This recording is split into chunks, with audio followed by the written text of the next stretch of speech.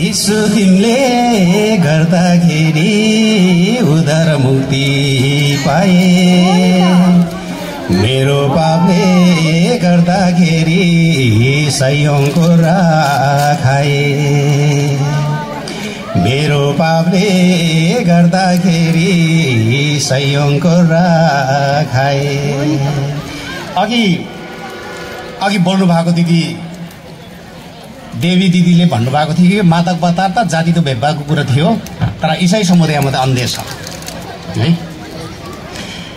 रक्सी चुरोट पिउने बानी राजीनामा दिनु, रक्सी चुरोट खाने बानी राजीनामा दिनु, मुक्तिदाता ख्रीष्ट येशूलाई प्यारो गरी लिनु। हालेलुया। प्रभुलाई धेरै धन्यवाद। धादिङ इसाई समाजको तर्फबाट यहाँलाई शुभकामना, यहाँलाई धन्यवाद दिन चाहन्छु। धादिङ इसाई समाज 2064 सालमा नेपाल सरकारमा विधिवत रूपमा दुईटा काम, धार्मिक सेवा र सामाजिक सेवा गर्नको लागि नेपाल सरकारमा दर्ता भएको संस्था हो। र धादिङ इसाई समाजको उद्देश्य लक्ष्य भनेको समाजलाई रूपान्तरण गर्ने, समाजलाई परिवर्तन गर्ने र इसाई समाजभित्र रहेका मण्डलीहरूले अन्य धर्मावलम्बीहरूसँग धार्मिक सद्भाव कायम गर्ने, धार्मिक सहिष्णुता कायम गर्ने धादिङ इसाई समाजको उद्देश्य लक्ष्य यो हो।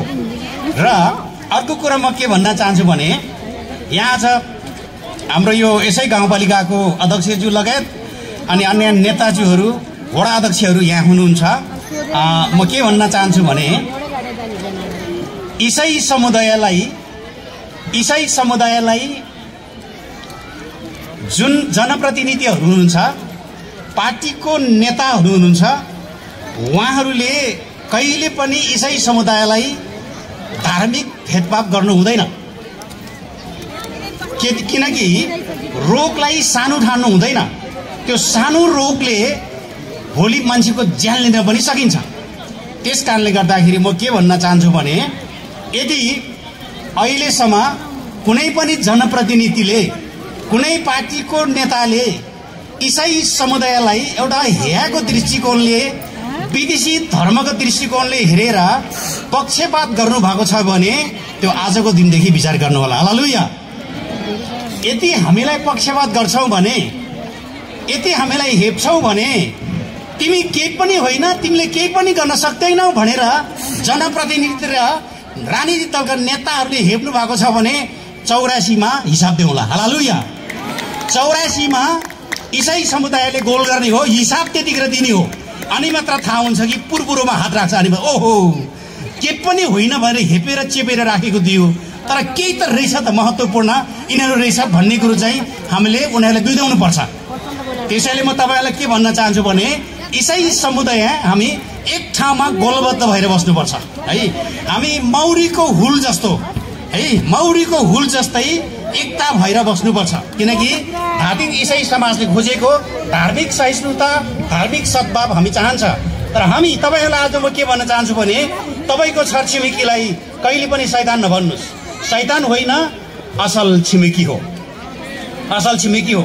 अनि अर्को कुरा म के भन्न चाहन्छु भने यदि तपाईको छिमेकी कोही बुद्धिस्ट होला, कोही हिन्दू होला, कोही गुम्बामा जाने होला, कोही मन्दिरमा जाने होला, छ्या तिमी किन मन्दिरमा गएको नभन्नुस्। तपाई आफ्नो सुगरमा, तपाईको आफ्नो जीवनशैली, तपाईको जीवन परिवर्तन भएर देखाइदिनुस्। हालेलुया। तपाई चर्चमा आएको छ, तपाई संगतिमा आएको छ, तपाई बाइबल पढेको छ, तपाई तर तपाईको बोली त्यही छ, चाली त्यही छ। तपाईको जाँड रक्सी खाने बानी छोडेकै छैन हैन। रातको 12 बजे आउने बुढीसँग झगडा गर्ने है, कटुमा मुत्ने, कुलोमा सुत्ने, अनि भट्टीमा रातको 12 बजे बुढीले गोज्ने। त्यस्तो इसाई देख्न नपरोस्, त्यस्तो इसाई होइन। यदि यीशुलाई पाउनु भन्दा अगाडि त्यस्तो क्रिस्चियन छ भने सुकिलो मिगिलो भएर तपाई समाजको नुन र ज्योति हुनुपर्छ। हालेलुया। हामी इसाई समुदाय राष्ट्रको, समाजको, हामी सभ्यताको नुन हो। हामी अमृत वृक्ष हो, हामी बीज वृक्ष होइन। हालेलुया। बीज वृक्ष त्यो इसाई हो कि अरूको धर्मलाई विरोध गर्ने, अरूलाई विरोध गर्ने, गुम्बामा जानेलाई विरोध गर्ने, मन्दिरमा जानेलाई विरोध गर्ने, त्यो चाहिँ बीज वृक्ष हो। किन विरोध गर्ने? तपाईको जीवनको परिवर्तन देखेर तपाईको जीवनबाट परमेश्वरको महिमा गरेको देखेपछि ती मानिसहरूले परमेश्वरलाई विश्वास गरेको हुनु पर्यो। त्यसैले म के भन्न चाहन्छु भने हामी इसाई समुदायले अरूको विरुद्धमा बोल्नु हुँदैन। अरूको कुरा काट्ने बानी, अरूलाई ईर्ष्या गर्ने, क्रोध गर्ने बानी हामीले छोड्नुपर्छ। हामी छोडेको छैन, तर हामी के भन्छौँ? इसाई हुनुपर्छ, विश्वासी हुनुपर्छ। कसरी हुन्छ? हुँदैन।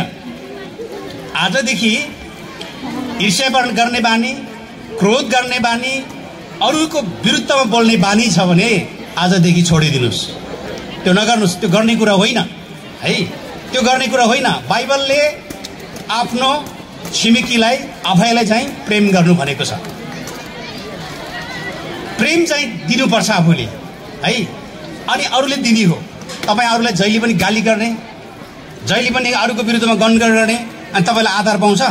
तपाईँले प्रेम पाउँछ? तपाईँले पाउँदैन। त्यसैले इसाई समुदाय म यहाँहरूलाई के भन्न चाहन्छु भने हामी एकताबद्ध भएर रहौँ। र आज नेपालको विभिन्न ठाउँमा इस्टर सन्डे कार्यक्रम मनाउँदैछ। रुबी भ्याली गाउँपालिकाले आजको इस्टर सन्डे कार्यक्रम सम्पन्न गर्नको लागि 5 लाख रुपियाँ पैसा दिएको छ। ताली बजाऊ। 5 लाख रुपियाँ पैसा दिएको छ। कार्यक्रम गर्दैछ भव्य रूपमा है। त्यसैले गर्दाखेरि म अन्तिममा के भन्न चाहन्छु भने यो पालिकाको जनप्रतिनिधिहरूले यो पालिकाभित्र रहेका र इसाई समुदायलाई उहाँहरूले पाउने हक हिस्साको कुरामा, उहाँहरूको अधिकारको कुरामा, तपाईँले गर्नुपर्ने कुरामा, तपाईँले बोलिदिनु पर्ने कुरामा, तपाईँले गर्नुपर्ने कुरामा गर्नुभयो भनेदेखि यो त्रिपुरा सुन्दरी गाउँपालिकाको जनप्रतिनिधिहरूलाई, त्रिपुरा सुन्दरी गाउँपालिकाभित्र रहेका पार्टीका नेताहरूलाई, पार्टीलाई फाइदा हुनेछ। जसले हेपेर राख्छ, जसले चेपेर राख्छ, फाइदा हुँदैन। त्यो हुँदैन। त्यसैले हामीले ठाडो भैँसी पाल्नु हुँदैन। त्यो पाल्नु हुँदैन। त्यो वर्षौं वर्ष पाले दुधै दिँदैन। किन पाल्ने? वर्षौं वर्ष भोट दिएको छ, इसैको विरुद्धमा बोलेको बेला किन भोट दिने?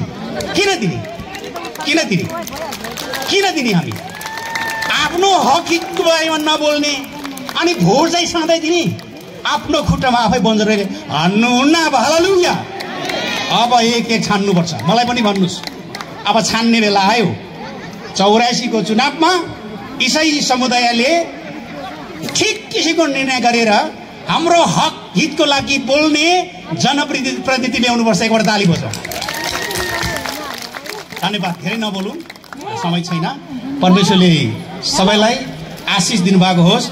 आजको पुनरुत्थान दिन, इस्टर सन्डेको दिनबाट पुरानो कुराहरू, पुरानो स्वभावहरू बिर्सिदिउँ, छोडिदिउँ र तपाईँको जीवन नयाँ भएर, नयाँ ऊर्जा पाएर तपाईँ घर फर्किनुहोस्। हालेलुया।